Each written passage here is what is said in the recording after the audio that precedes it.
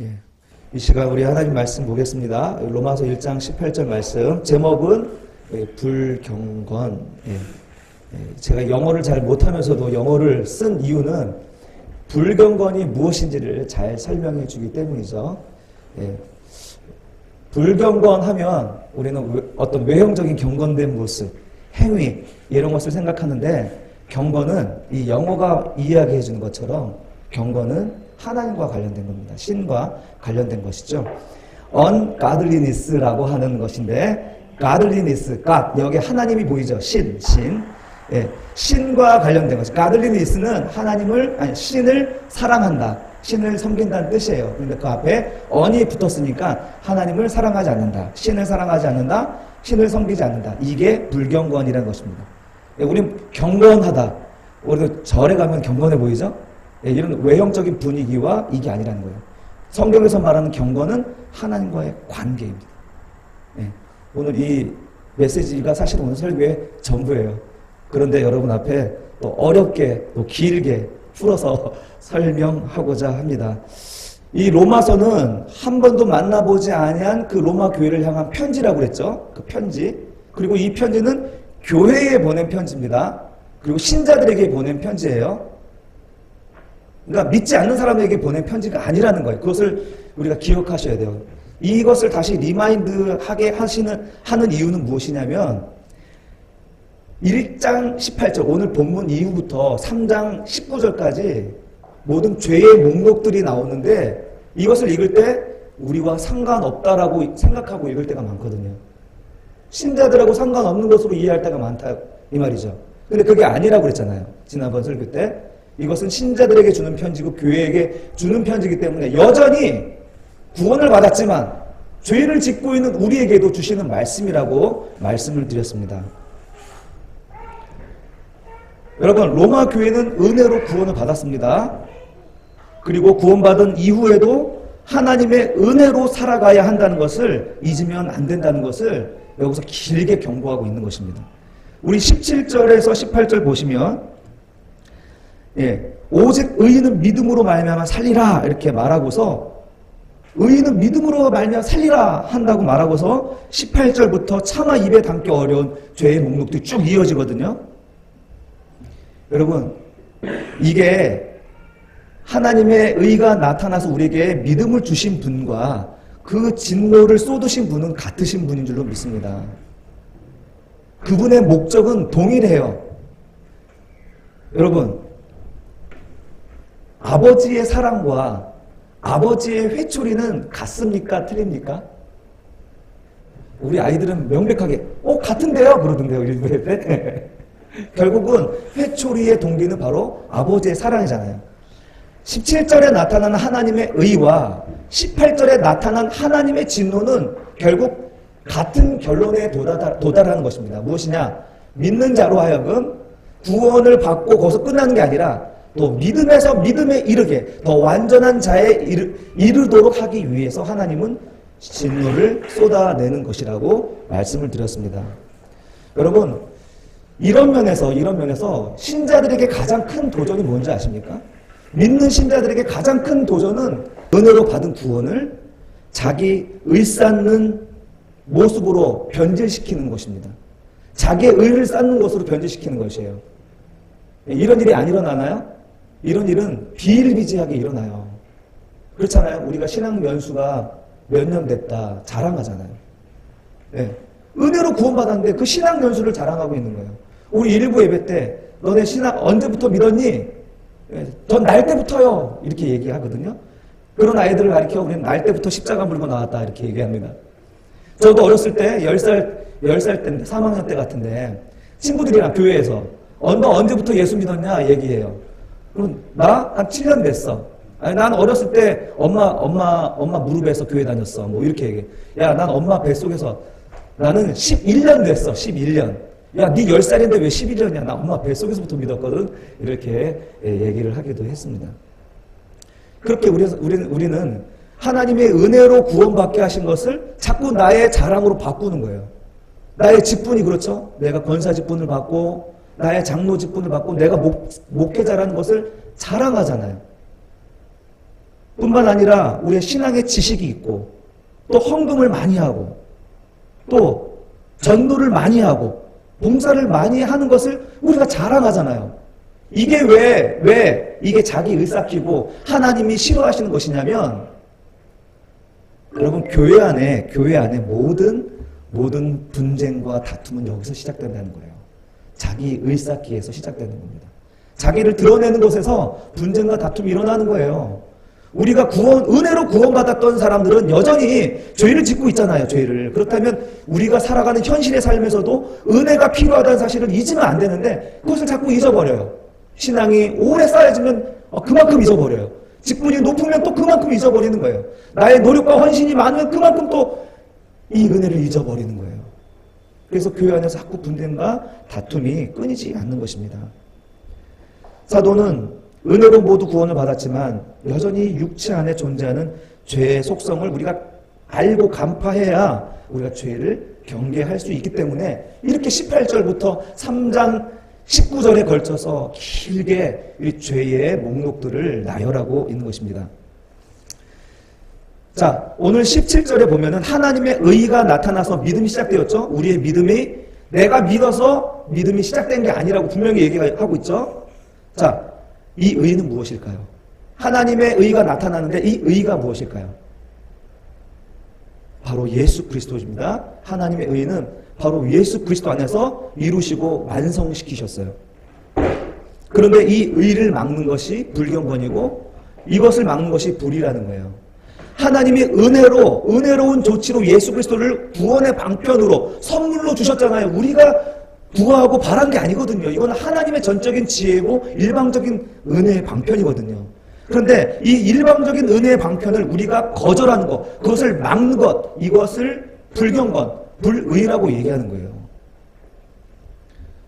이 18절 보면 하나님의 진노가 불의로 진리를 막는 사람들의 모든 경건하지 않음과 불의에 대하여 하늘로부터 나타났다라고 얘기합니다. 그래서 진리라는 것은요, 알레테이아라는 헬라어 단어예요. 알레테이아라는 단어는요, 원형. 지금 여기 뒤에 그림자 보이죠? 이건 원형이 아니에요. 여기가 원형이죠. 구약은 그림자예요. 구약이 지칭하는 실체가 무엇이냐? 바로 그리스도라는 것입니다. 자, 알레테이아는 바로 이 진리는 바로 그리스도를 얘기하는 거예요. 그리스도를 막는 모든 경건하지 않음, 그 불의에 대하여 하나님이 나타내셨다. 진노를 나타내셨다라고 이야기하는 것입니다. 그래서 우리 3주 전 우리를 믿게 하신 하나님의 의와 진리를 막는 불경건과 불의에 쏟아내는 그 진노의 하나님은 같은 하나님이시라는 것을 말씀드렸습니다. 오늘 18절을 본문으로 삼은 것은요, 오늘 3장 19절까지 이어지는 모든 죄와 그 결과가 바로 이 불경건에서 시작되었기 때문입니다. 그런데 사도는 이 불경건과 불의를 연결해서 이야기하고 있습니다. 자, 불경건의 반대말은 경건이죠. 예, 불의의 반대말은 의로움입니다. 의. 예. 경건은 바로 영어 단어 가들리네스에서 말하는 대로 바로 경건은 하나님에 대한 태도예요. 신에 대한 태도. 자, 이 경건은요, 신에 대한 태도예요. 그 태도의 결과가 의로움으로 나타나는 거예요. 그래서 사도는 이 불의와 불경건과 불의를 붙여서 얘기하고 있는 거예요. 붙여서. 따로 떼지 않아요. 로이드 존스 목사님도 이 부분을 어떻게 설명하냐면 10계명의 하나님 사랑과 이웃 사랑으로 이야기하고 있어요. 첫 번째 돌판에 뭐가 써있죠? 하나님 사랑에 대한 1계명부터 4계명까지 계명이 담겨 있잖아요. 바로 하나님에 대한 태도가 첫 번째 돌판에 있습니다. 이것이 바로 경건이란 것이죠. 그리고 그 경건의 결과가 부모님 사랑부터 시작해서 살간도구탐, 살인하지 않고, 도적질하지 않고, 거짓말하지 않고, 탐내지 아니하는 것으로 나타나는 이 의로움의 열매가 바로 두 번째 돌판이라는 것입니다. 예수님도 동일하게 말씀하시죠. 마가복음 12장에서 이렇게 얘기합니다. 서기관이 예수님 가장 큰 계명이 무엇입니까? 이렇게 물으니까 예수님이 대답을 가장 큰 계명을 말씀하신 게 아니라 첫 번째, 하나님을 마음을 다하고 뜻을 다하고 목숨을 다하여 내 하나님을 사랑하라 이렇게 얘기하고 두 번째로 그와 같으니 내 이웃을 내 몸과 같이 사랑하라. 예, 하나님 사랑과 이웃 사랑을 붙여서 얘기해요. 지금 이 서기관은 하나님 가장 큰 계명이 뭡니까? 하나를 얘기해야 되잖아요. 하나. 그런데 예수님은 그 하나를 얘기하는 게 아니라 10계명에 하나님 사랑과 이웃 사랑을 붙여서 설명해 주었습니다. 그러므로 우리가 불경건에 그러니까 하나님과의 관계가 망가져서 오늘 본문이 말하는 경건이 아니라 불경건으로 우리가 살아간다면, 하나님과 단절되어 살아간다면 그 인생이 맺는 열매는 1장 18절부터 나오는 그 악성 목록, 죄의 목록들이 맺어지게 된다는 것을 보여주고 있는 것입니다. 그러므로 그 근원적인 죄는 바로 불경건이라는 것입니다. 불경건. 불경건은 모든 죄의 첫 번째 죄라는 거예요. 첫 번째 죄. 모든 악의 숙주이고요. 모든 죄 가운데 가장 큰 죄가 불경건인 거예요. 불경건은 하나님과 사람을 원수되게 하는 것입니다. 죄의 진수라고 로이드 존스 목사님은 표현합니다. 불경건. 그러므로 우리 안에서 일어나는 죄악들이 있을 거 아닙니까? 우리가 끊어내고 싶어하는 죄악들 있잖아요. 이런 죄악들을 끊어내려고 노력할 필요가 없어요. 그리고 노력한다고 해도 끊어지지 않아요. 이 죄악들은요. 왜? 불경건이 맺은 열매들이기 때문에 이걸 끊어내도 이 불경건은 또다시 그 열매를 맺을 것이기 때문입니다. 우리의 죄가 계속 반복되는 이유가 뭡니까? 우리가 불경건하기 때문인 거예요. 우리의 죄를 끊어내기를 원한다면, 우리가 좀 더 의로운 열매를 맺고자 한다면 이 불경건에서 하나님을 사랑하지 않는 자리에서 하나님을 사랑하는 자리로 나가는 거예요. 우리가 선한 일을 하고 착한 일을 해서 경건해지는 게 아니라 하나님과의 관계가 연결되면 우리가 맺는 열매는 불의가 아니고 의로움이라는 사실입니다. 그래서 경건과 의로움은 뗄래야 뗄 수 없는 것입니다. 지난 세기 동안에 교회는 여러 가지 오류를 범했는데 바로 이런 부분에서 이것을 분리시키는 오류를 범했습니다. 예를 들면 하나님을 사랑을 강조를 해요. 하나님을 사랑을 강조하는데 이웃 사랑에 대한 계명을 무시하는 경우가 너무 많았죠. 내가 하나님을 사랑하는데 이웃에 대한 책임은 너무 도외시하는 거예요. 그런 교회 많죠. 영화 여러분 혹시 밀양 아시죠? 밀양? 예전에도 얘기했던 것 같은데 밀양 영화 보셨어요? 그 내용이 뭐냐면 남편이 죽고 여자가 그 밀양이라는 지역으로 이사를 갔는데 거기서 독자와 같이 거기서 사는 거예요. 남편의 고향에 와가지고. 그런데 그 동네에 그 피아노 학원 원장이 유괴범이었던 거예요. 그 사람이 아이를 유괴하고 돈을 요구했는데 돈을 못 받게 됐죠. 그래서 아이를 죽여버렸어요. 근데 그것이 이제 밝혀져서 그 사람이 감옥에 가죠. 근데 이제 아들 독자를 잃은 엄마가 얼마나 슬프겠습니까? 막 괴로워하고 힘들어하는데 이제 교회에 가서 어느 날 교회 가니까 너무 위로가 되고 모든 슬픔이 사라지는 거예요. 그래서 용기를 얻어서 이제 그 사람도 용서해줄 수 있을 만큼 이제 마음이 평안해지는 거예요. 그래서 이제 결심을 하고 교도소 갑니다. 내가 그 사람을 용서해주겠노라고. 가서 내가 큰 결심을 하고 당신을 용서하러 왔습니다. 그랬더니 그 유괴범이 하는 말이 저도 용서를 받았습니다. 예수님을 영접하고 나의 모든 굴레와 죄의 사슬은 끊어졌습니다. 이렇게 얘기를 하는 거예요. 그 얘기를 들었을 때 엄마의 반응은 할렐루야였을까요? 아니죠. 그 엄마의 반응은 내가 용서 안 했는데 누가 용서했냐? 나와서 그 자리에서 말은 못하지만 나와서 하늘을 향해서 이제 소리치는 거예요. 내가 용서 안 했는데 어떻게 당신이 용서할 수 있냐고 하나님을 향해서 삿대질하는 거죠. 여러분 이게 기독교인가요? 하나님과의 관계는요 이 의로움으로 나타나는 거예요. 그런데 어떻게 그 사람에 대한 연민과 미안함과 죄스러움이 왜 없을 수가 있냐고요. 그동안 한국 교회가 그런 모습을 보였기 때문에 그런 영화가 나온 거예요. 그런 성경에서 말하는 진리가 아닙니다. 오늘 사도 바울과 로이드 존스 목사와 예수님이 말씀하시는 것은 이 불경건과 불의는 뗄 수가 없고 견건과 의로움은 뗄 수 없다라는 것을 얘기하는 거예요. 반드시 경건이 앞서야 돼요. 의로움은 앞설 수가 없어요. 경건이 앞서야 되고요. 그러나 경건은 반드시 의로움으로 드러나게 되어 있는 것입니다. 마치 열매가 맺어지는 것처럼 불경건이 불의를 맺는 것처럼 경건이 의로움을 맺는 것입니다. 또한 이 경건, 불경건의 문제는요, 경외심으로도 나타나요. 경외심. 하나님과의 관계를 맺는 사람은요, 그분을 믿고 사랑하는 사람은요, 하나님이 두려워요.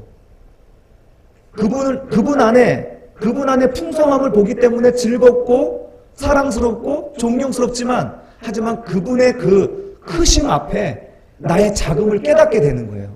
그래서 그분 앞에 늘 경외함을 갖게 되는 거예요. 경외라는 말 자체가 그분을 존경하면서 두려워한다는 거거든요. 그러니까 경외심은 바로 하나님과의 관계에서 뒤따르는 현상입니다. 그런데 교회를 다니면서도 우리가 경건에 문제가 생기면, 하나님과의 관계가 문제가 생기면 하나님을 향한 경외심이 사라집니다. 교회 역시, 개인도 그렇고요, 교회 역시 이 경건을 제대로 가르쳐주지 못하면 우리는 예배의 감격과 기쁨이 사라집니다. 그래서 이 경외심을 일으키기 위해서, 이것을 종교심이라고 얘기할 수도 있겠습니다. 이 경외심을 대체하기 위하여 이 개인 같은 경우는 우리의 행위를 대체해요. 대체. 열심히 봉사하고 열심히 종교생활, 신앙생활, 주일성수, 헌금, 11조 이런 것들을 하면서 열심히 하면서 내 행위로 그 경외심, 종교심을 대체하는 거예요. 교회는요. 교회가 이 경건을 잃어버리면 이 예배 감격이 사라지니까 어떻게 해요? 다른 것으로 대체하기 시작하는 거예요. 바로 우상이죠. 우상. 대형화. 큰 화려한 음향과 조명들. 이런 것들로 대체하여서 예배를 디자인해요. 대형교회 안에는요, PD가 있는 거 아세요? PD? 예배를 디자인하는 그 디렉터가 있는 거예요. 프로그램 디렉터라고 하죠. 이런 사람들은 이 예배를 더 은혜스럽게 그 분위기를 연출하는 거예요. 여러분, 은혜는 연출되는 건가요? 아니거든요. 이게 이방 종교가 하는 것과 똑같은 거예요. 이방 종교가 하는 게 뭡니까? 개인의 수행으로 가득 차 있잖아요. 기독교 외에 다른 종교는요, 개인의 수행으로 가득 차 있어요. 그들의 얼만큼 기도하는가, 얼만큼 엎드러지는가가 그들의 종교심이고 그들의 신앙이에요. 우리 한국교회도 지금 그러잖아요. 또 그 종교적 장치가 많아요. 이방 종교는요. 종교적 장치가 많다는 게 뭡니까? 우상이 돼요, 우상. 여러분, 석상 앞에 서 보신 적 있으세요? 거대한 석상 앞에 서 있으면 저도 경외심이 생겨요. 그 대형, 커다란 그 큰 규모 앞에서 모든 사람들은 고개를 숙이게 되어 있어요. 여러분, 경외심, 그 은혜의 감격, 이것은요, 이런 분위기의 연출로 되어지는 것이 아니라 하나님과의 관계, 경건에서부터 비롯되는 것입니다. 경건에 힘써야 되는 거예요. 그래서 우리는 이 경건을 힘쓰는 데 있어서 제가 사이즈를 이야기하는 것은, 규모를 이야기하는 것은, 이 규모가 커질수록 사람의 공로가 부각됩니다. 그렇죠? 사람의 공로가 부각돼요. 하는 일들이 많고 하는 사역들이 많으면 사람들이 부각되기 마련이에요.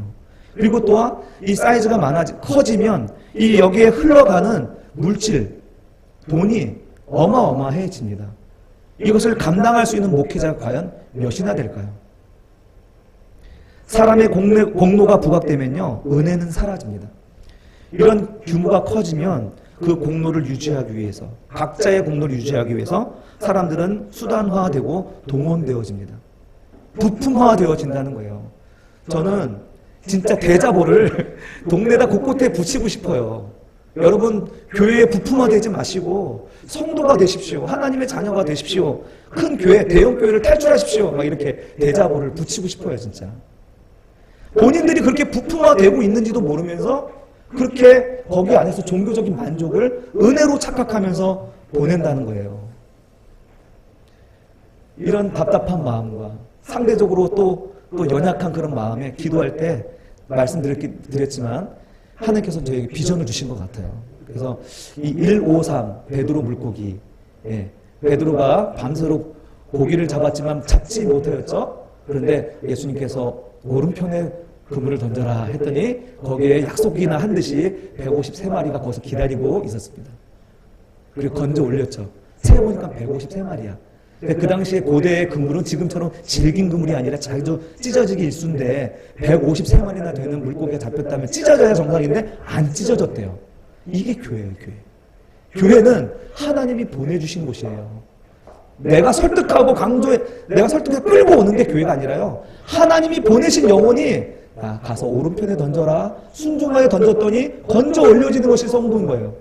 그리고 그분들을 하나도 놓치지 않는 것이 교회인 거예요. 100명, 200명 와가지고 10명, 20명 안 오는 것도 모르는 교회가 아니라 한 사람이 왔다가 실족해서 안 오는 것이 마음이 아파서 쫓아가서 설득하고 복음을 제시하고 함께 하자고 이야기하는 교회가 진짜 교회가 아닙니까? 하나님께서는 이런 153, 153명의 세례 교인이 구성되어 있는 이것이 맥시멈이에요. 이것이 넘어가면 더 이상 교회가 아니야. 찢어질지도 몰라.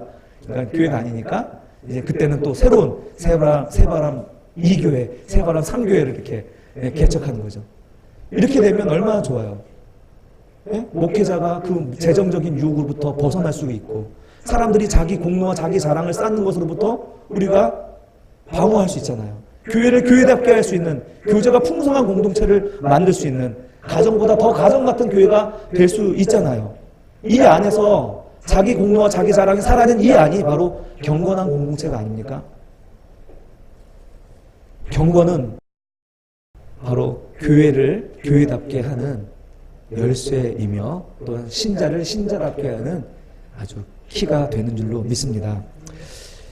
마지막으로 이 진노가 어디에 나타났는지 살펴보겠습니다. 이 진노가 어디에 나타났습니까? 18절 보시면 어디에 나타났어요? 하나님의 진노가 어디에 나타났어요? 불의로 진리를 막는 사람들인가요? 아니면 사람들의 경건하지 않음과 불의인가요? 그렇죠.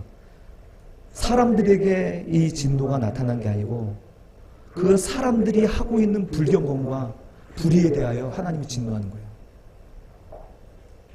이해되십니까? 저는 이 부분을 묵상하면서 딱 떠오르는 기사 2009년에 신종플루 유행할 때 탤런트 이광기 씨가 둘째 아들 그러니까 외아들이면서 둘째 아들이죠. 외아들이 이렇잖아요. 둘째 아들이 얼마나 귀여웠겠어요. 그것도 7살 한참 귀엽고 그랬을 때 그 아이를 잃고서 그 절망하고 슬퍼하며 탄식하는 그 모습이 생각이 나더라고요. 공중파를 타고 전국에 방영됐잖아요. 아마 부모님들은 다 마음을 쓸어내렸을 거예요. 지금 하나님이 지금 이 불의와 불경건 때문에 죽은 아들과 같은 인생들을 보면서 슬퍼하면서 우시면서 그 진노가 어디에 쏟아져요? 불경건과 불의에 쏟아지는 거예요.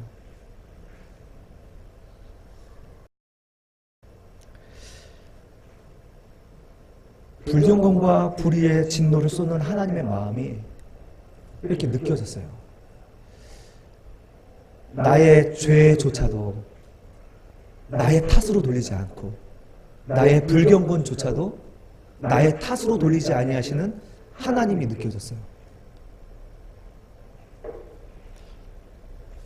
우리는 하나님을 오해하면 안 될 것 같습니다. 하나님의 진심을 보고 하나님이 우리에게 주시고자 하시는 은혜를 발견된다면 이 하나님이 야 이렇게 해라 저렇게 해라 하는 것이 오히려 감사하고 나에게 이렇게 말씀해 주신 것에 대해서 고개 숙여 정말 진심으로 감사할 수 있는 삶이 되지 않을까 싶습니다.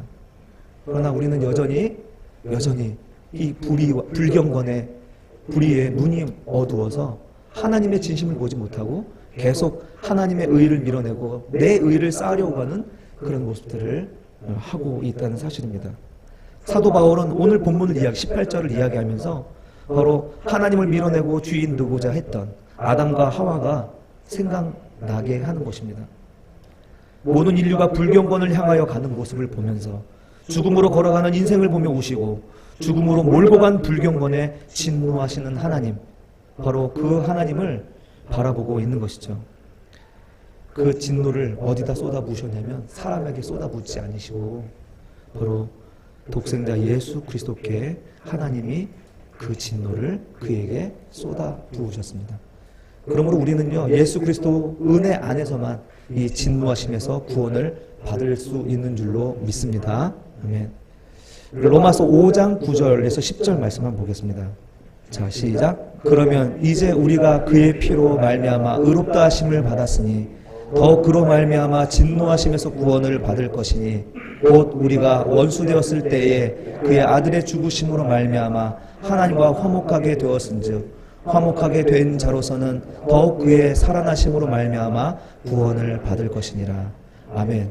여러분, 우리가 원수 되었을 때 이미 하나님께서 그 아들의 죽으심, 아들에게 그 진노를 쏟아 부어주심으로 우리에게 구원의 길을 열어주시고 화목하게 하시는 길을 열어주신 것입니다.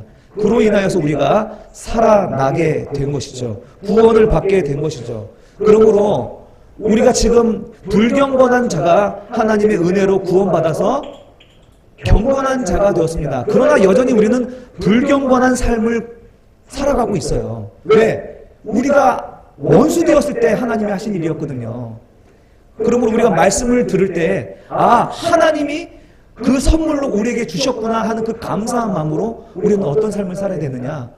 경건한 삶을 붙잡아야 된다는 것입니다.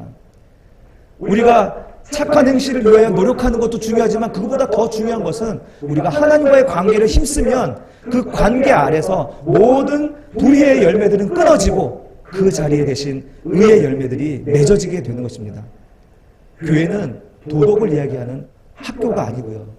선행을 구하는 그런 사회 기업이 아닙니다. 교회는 하나님과의 관계를 하나님 앞으로 인도하는 곳입니다. 여러분, 우리 새바람 교회는요, 이런 불경건에서 벗어나 이 첫 번째 죄의 정수가 되는 하나님과 원수가 되게 하는 불경건으로부터 우리가 벗어나서 하나님과의 관계에 맺는, 하나님을 사랑하고 하나님 섬기는 일에 힘쓰는 저희 교회가 되었으면 좋겠습니다. 그런 삶을 통하여서 하나님이 주시는 풍성한 열매가 여러분의 삶 속에서 맺어지게 될 줄로 믿습니다.